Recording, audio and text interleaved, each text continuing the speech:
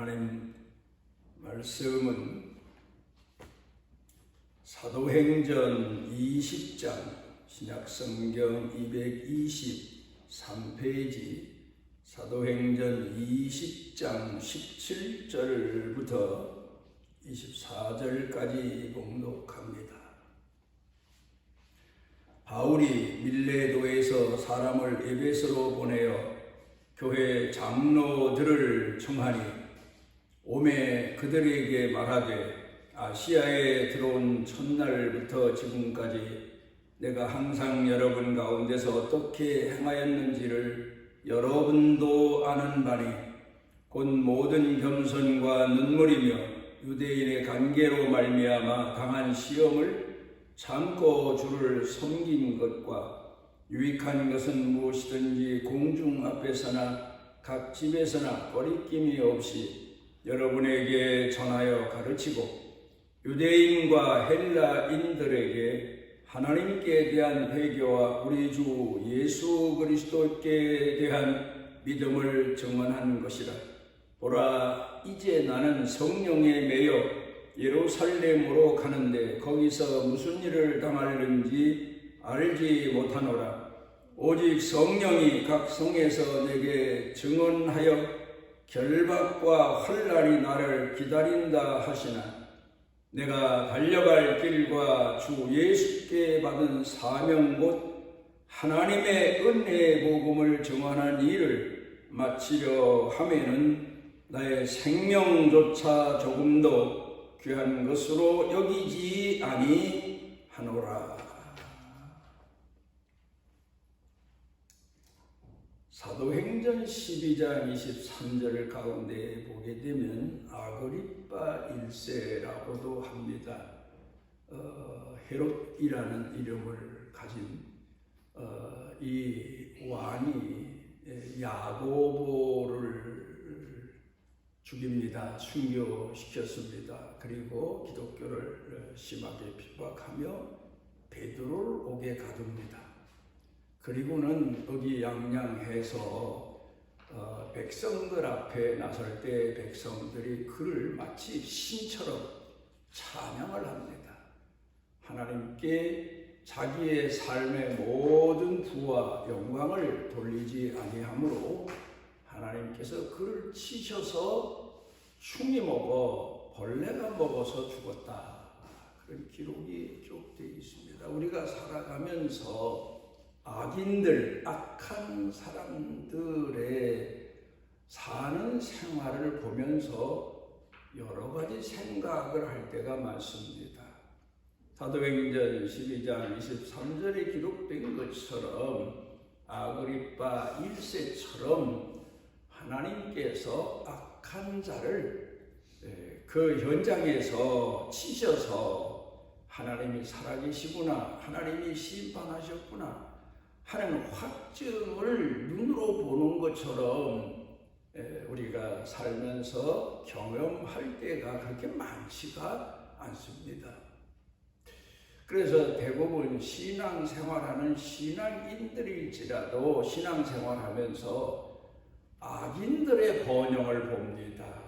가끔 우리가 북한에 대한 TV를 보면 북한의 지도자가 그 백성들로부터 얼마나 열광을 받는지 모릅니다. 백성들 앞에 나타나면 눈물을 흘리면서 아마 세계 지도자 중에 백성들로부터 그렇게 열광적인 추앙을 받는 독재자는 없지 않나. 그런데도 그의 삶은 번성한다고 할까요? 자기가 누리고 싶은 것을 다 누립니다. 그걸 보면서 여러 가지 생각을 하게 되는데 이때 우리가 하나님을 공경하는 신앙인으로서 인간이기 때문에 옛날 어른들 말씀처럼 하나님은 왜 저런 인간을 그냥 두시나 그런 생각을 하는 경우가 있는데 이게 바로 하나님을 공경하는 신앙인들에게 있어서는 시험의 시작입니다. 왜요? 악인이 번영하는 걸 보고 원망을 하게 되면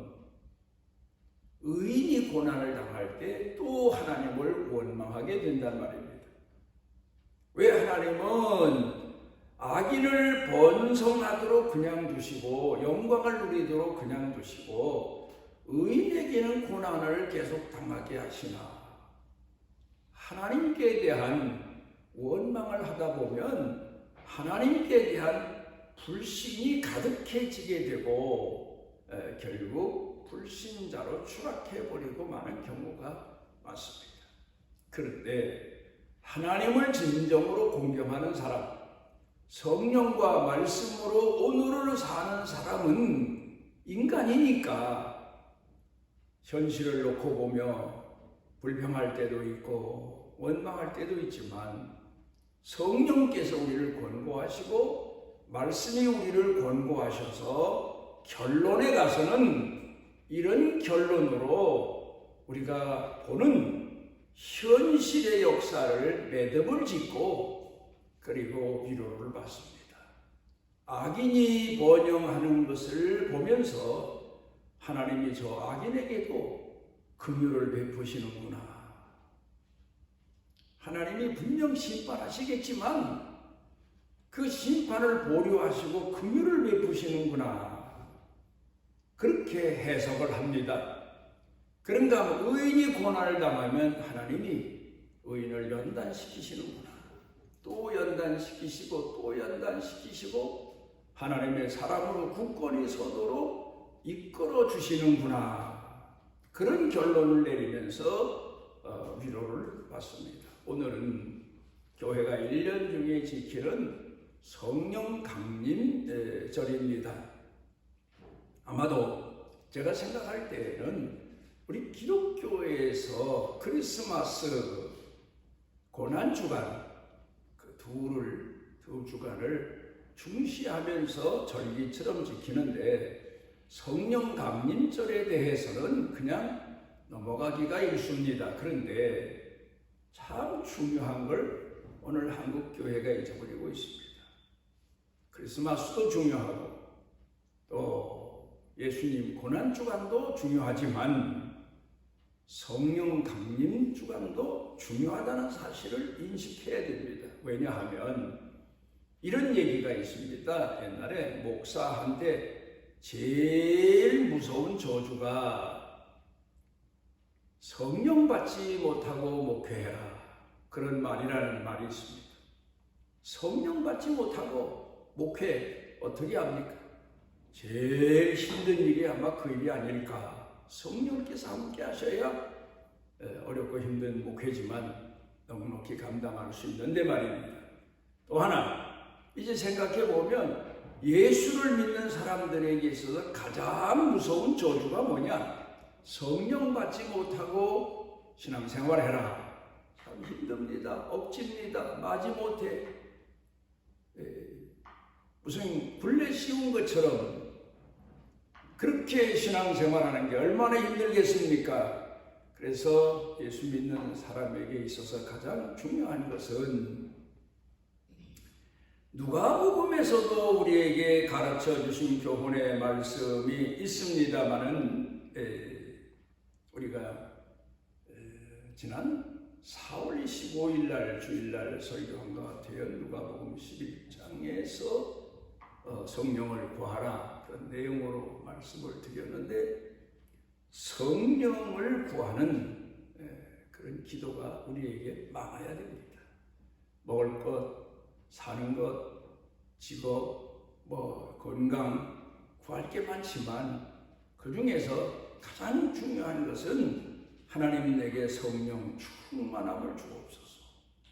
성령께서 충만해야 말씀을 들어도 이해가 되고 마음에 새겨지게 되고 하나님의 선하신 뜻을 분별하게 되고 내가 휘청거리다가도 하나님이 권고해 주셔서 성령께서 권고해 주셔서 바른 길로 들어서게 되고 바른 신앙으로 굳건히 서게 되고 이제 그런 생활을 우리가 세상 끝날까지 살아갈 수가 있습니다.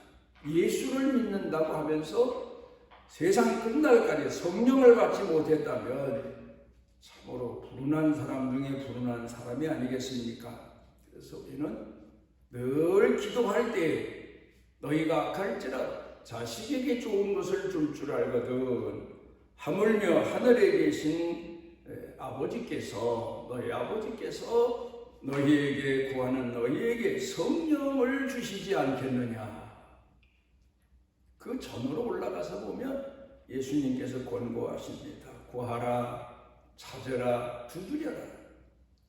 그런데 결론은 그렇게 기도하라고 가르쳐 주신 내용이 성령을 구하라. 그런 대답으로 예수님이 결론을 내려 주십니다. 성령께서 얼마나 우리 속에 내재하시고 나를 주관하시고 내 정욕을 쳐서 복종케 하고 내 잘못된 생각을 고쳐주시고 나를 이끌어 주시는지를 우리가 되돌아보며 성령 충만함을 구하는 그런 주일이 온 교회 성도들에게 되었으면 합니다. 이제 사람이 세상에 살면서 학자들이 흔히 말하는 사람에게 있는 가장 중요한 5가지 감각에 대해서 알아보도록 하겠습니다. 사람에게 있어서 가장 중요한 감각, 물론 살아있는 사람은 몸 어디든지 감각이 없는 곳이 없지만 그를 주관하다시피 하는 5군데의 감각 기능. 첫째는 시력에 대해서 말합니다. 그런데 눈이 좋은 게 왜 나쁘겠습니까? 그런데 심리적으로 사람에게 있어서 5가지 감각이 너무 좋으면 그 사람에게 유익한 것이 아니라 해롭다, 불행하다, 그런 이야기입니다. 심리적인 면에서 말입니다. 시력이 좋으면 좋지만 그런데 좋은 쪽으로 좋기보다 나쁜 쪽으로 좋은 경우가 많단 말입니다. 어떤 전과 소매치기 칠범이라는 사람이 하는 얘기가 감옥에 가면 내가 다시는 밖에 나가서 소매치기 하지 말아야지. 성실하게 살아야지. 그래서 그 안에서 기술도 익히고 자격증도 얻고 새 출발하기 위해서 노력을 한답니다. 그런데 이제 감옥에서 출소하고 사회에 나오면 그렇잖아요. 마땅히 자기를 반겨주는 사람도 없고 자격증이 있다고 해서 쉽사리 써주는 사람도 없고 그러다 며칠 지나면 내가 밖에 나가면 새 사람이 돼서 이제부터 새 인생을 살아야지. 그렇게 결심을 하지만 작심삼일이라고 나온 지 며칠 안 돼서 밖에 나가서 길을 걷다 보면 지나가는 사람들 몸속에 지니고 갈 돈이 보인다는 거예요. 지갑이 보인다는 거예요. 버스를 타도 그렇고 전철을 타도 그렇고. 그래 결국 또 손을 대서 다시 감옥에 가서 칠범이 됐다. 그런 얘기를 합니다. 나쁜 쪽으로만 잘 보이는 것, 심리적인 문제죠. 이게 바로 문제다.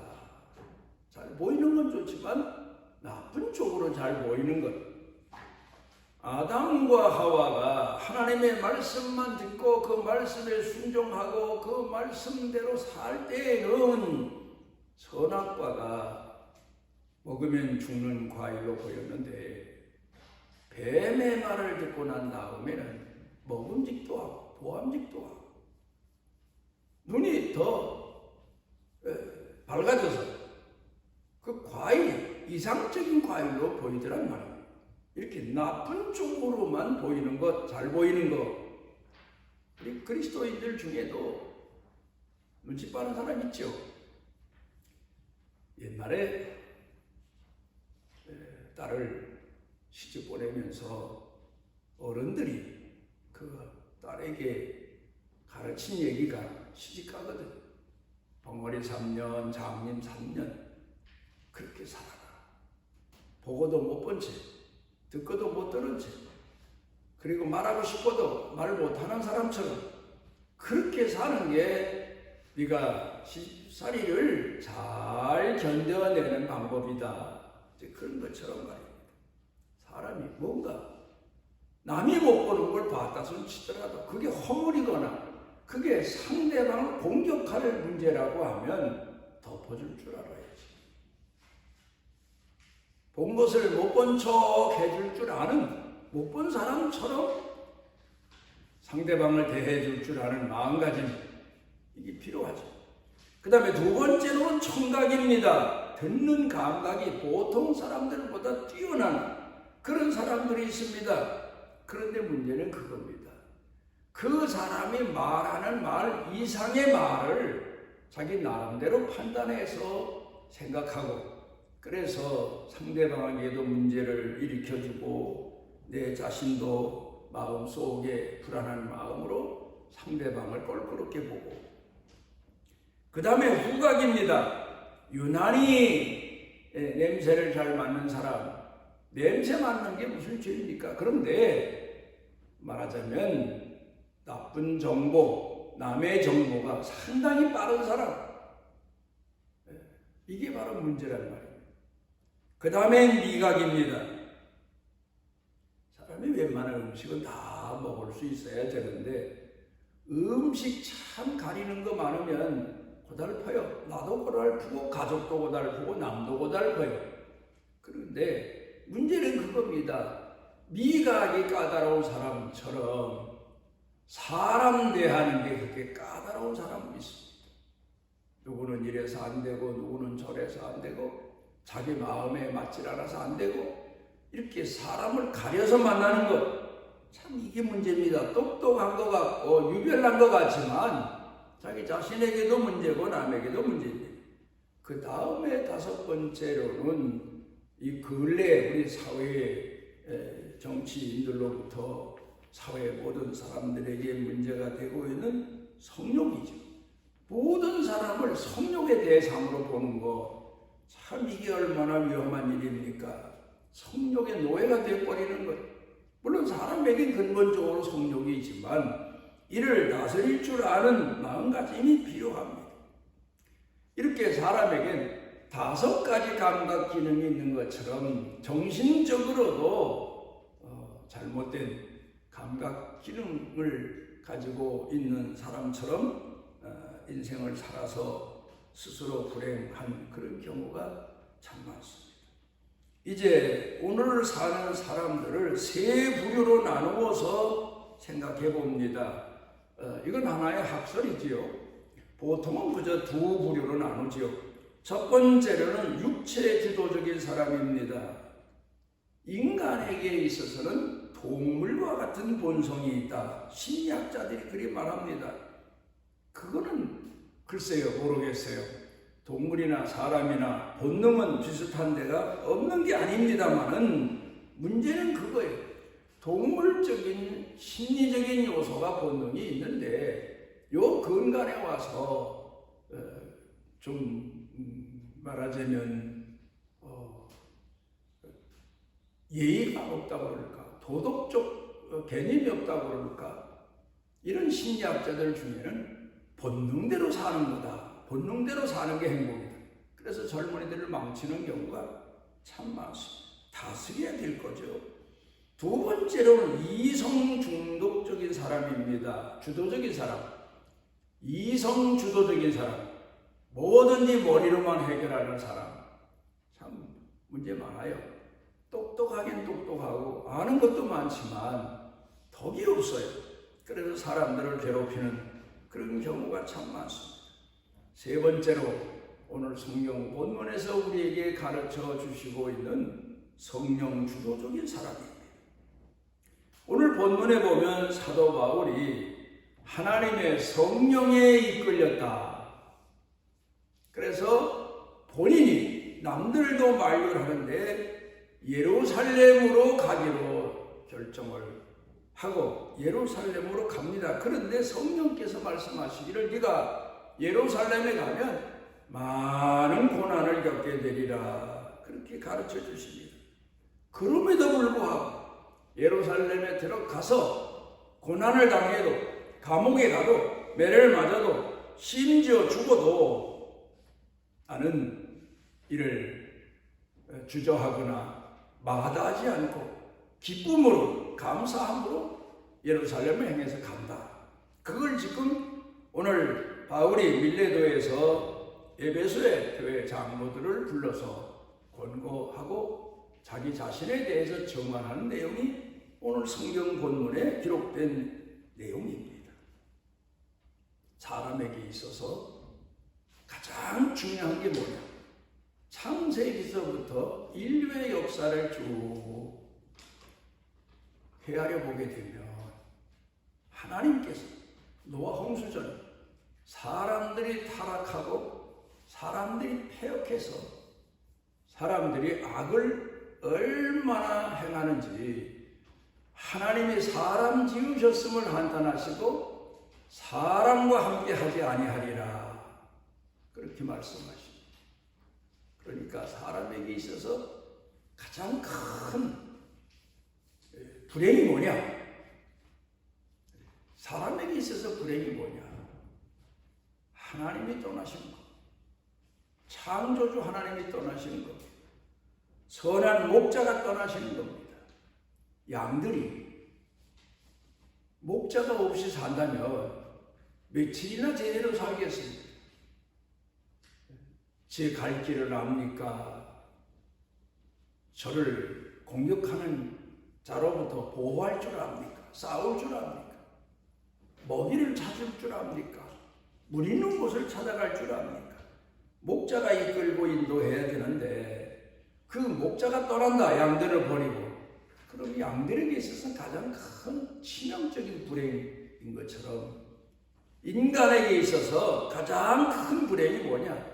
하나님의 신이 떠나는 겁니다. 이걸 우리가 오늘 마음속에 새기고 그리고 본문 말씀을 봐야 됩니다. 그런데 인간에게 있어서 그러면 가장 큰 행복이 뭐냐? 하나님의 신이 함께하는 겁니다. 하나님의 성령이 함께하시는 겁니다. 나를 주도하시는 겁니다. 이것만큼 복된 일이 없습니다. 나를 이끄시고 나를 연단시키시고 위로해 주시고 권고해 주시고 하나님의 뜻을 분별하게 하시고 그게 오늘 성경 본문에서 사도 바울이 말하는 성령 감동된 이끄심을 받는 사람의 모습입니다. 로마서 8장 9절에 누구든지 그리스도의 영이 없으면 그리스도의 사람이 아니다. 성도가 아니다 그 말이죠. 하나님의 사람이 아니다 그 말이죠. 교인이 아니다. 그런 말입니다. 그리스도의 영이 그 안에 있으셔야 계셔야 머무셔야 비로소 하나님의 자녀로 오늘을 살아갈 수 있고 하나님이 이끄시는 은혜를 입을 수가 있습니다. 두로대학 교수인 레너드 스위트라고 하는 분이 책을 썼는데 거기서 중요한 대목의 이야기를 하고 있습니다. 예수 결핍증. 오늘 기독교인들을 향해서 하는 얘기입니다. 예수님 믿어요. 교회 다녀요. 그런데 예수 결핍증에 걸렸다. 부모도 있어요. 때마다 음식도 먹어요. 그런데 영양실조에 걸렸다. 이거 문제 큽니다. 합병증이 생기는 거죠. 영양실조에 걸리면.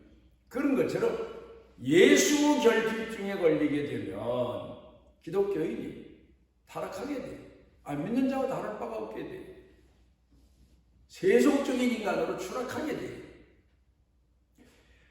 성경 가운데 보게 되면 예수 결핍증의 사람이 누굴까?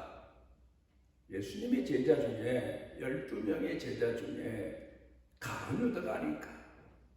다른 사람은 예수님을 구주로 영접하고 예수님을 스승으로 섬기고 예수님 말씀을 귀담아 듣고 비록 마음이 약해서 의지가 약해서 베드로가 예수님을 3번이나 부인했지만 그 중심에는 예수님을 향한 마음이 뜨거웠어요.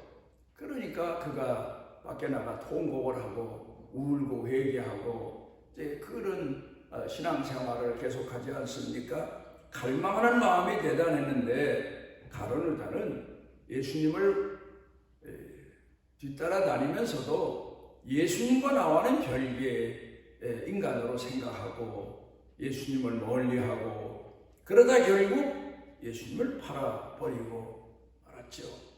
그러니까 오늘도 우리 그리스도인 중에 보면 예수 결핍증, 예수님을 멀리하고 나는 이래서 예수님 말씀에 순종할 수 없고 저래서 말씀에 순종할 수 없고 말씀이 예수님 아닙니까? 그러니까 말씀의 결핍증, 성령의 미약함, 자기 욕망대로 주장대로 사는 사람들, 이런 사람들이 오늘 이 시대에는 기독교인 중에 많다. 순종자로 살고 충성자로 살고 하나님 말씀을 따라서 헤아리며 살고 마음 성품 뜻을 쏟아가며 살고 그런 그리스도인보다는 예수 결핍증의 성도들이 많다. 신자가 많다. 껍데기 신앙만 있다. 그런 얘기지. 오늘 성경 본문 말씀 가운데 보면은 사도 바울이 하나님의 영이 나를 예루살렘으로 이끄신다. 왜 이끄시는지는 몰라도 거기 가서 또 고난도 많이 당한다고 하신다. 왜 고난을 당하는 이유가 뭔지 몰라도 어떻든 성령께서 이끄십니까? 나는 그리 향하여 가는데 주저함이 없다. 망설임이 없다. 나는 한마디로 말하면 행복하다. 내 마음에 담력이 넘친다. 그런 얘기를 하고 있습니다. 나는 목회하면서 자주 교회 큰 일을 앞에 놓고 있기 전에 나도 잘 모르지만 성령께서 나를 강하게 지도하시고 이끄시는 일을 수없이 경험을 했어요. 그럴 때에는 누가 말려도 누가 뭐래도 누가 무슨 얘기를 해도 마음에 와 닿질 않습니다.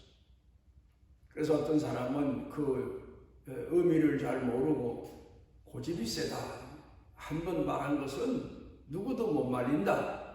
그런 얘기를 하지만 말하는 것도 물론 조심스럽게 해야 되겠고 목사니까 행동하는 것도 조심스러워야 되겠지만 그런데 어느 날 어느 순간에 성령께서 나를 강하게 주도하실 때가 있어요. 아, 이게 하나님의 뜻이구나. 그리고 나섭니다. 그러면 누가 뭐라든 아니 목사님이 이제 이 나이에 어떤 분은 그럽니다.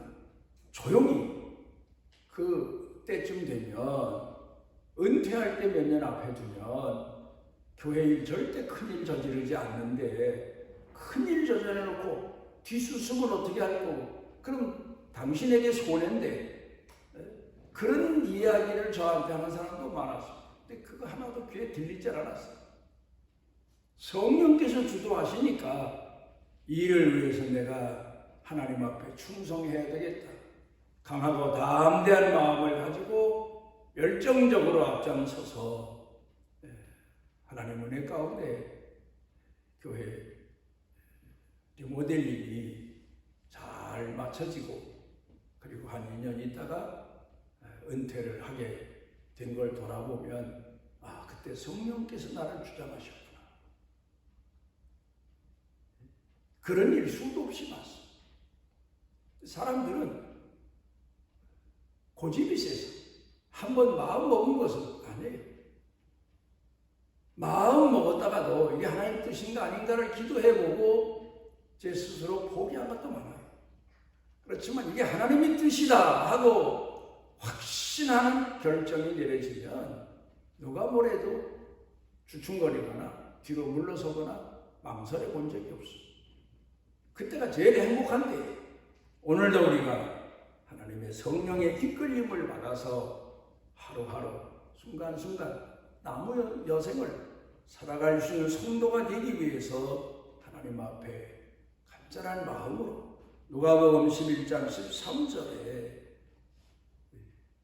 너희가 갈지라도 자식에게 좋은 것으로 줄 알거든 하물며 하늘에 계신 아버지께서 구하는 자에게 성령을 주시지 않겠느냐 권고하신 말씀처럼 모두 때마다 하나님 앞에 무엇보다도 성령을 구하고 충만함을 구하고 말씀에 국민하신 은혜를 구하고 하나님이 주도하시는 삶을 살게 해달라고 기도하는 성도로 살아가시기를 바랍니다.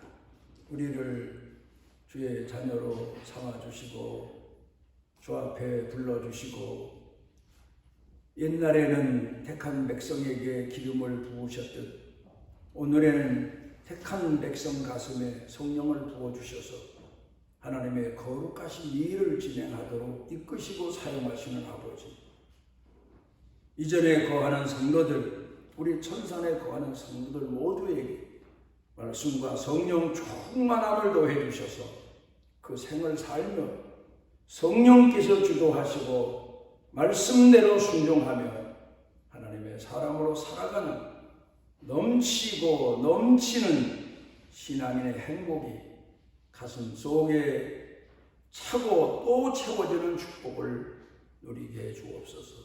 예수님 이름으로 기도드리옵나이다. 그 날개 아래 보호를 받으러 온 내게 온전한 상 주시기를 원하노라. 우리 주 예수 그리스도의 무한하신 은혜와 아버지 하나님의 지극하신 사랑과 우리 속에 내재하셔서 우리를 권고하시고 하나님의 선하신 뜻에 뜨겁도록 응답하게 하시고 우리 삶을 주관하시는 성령님의 능력의 은총이 사랑하는 자녀들 영육간에 사는 생활 가운데 그리고 가족, 자녀, 자손, 일터, 경영 그리고 온 교회 중에 넘치고 넘치도록 함께 하시기를 축원하옵나이다.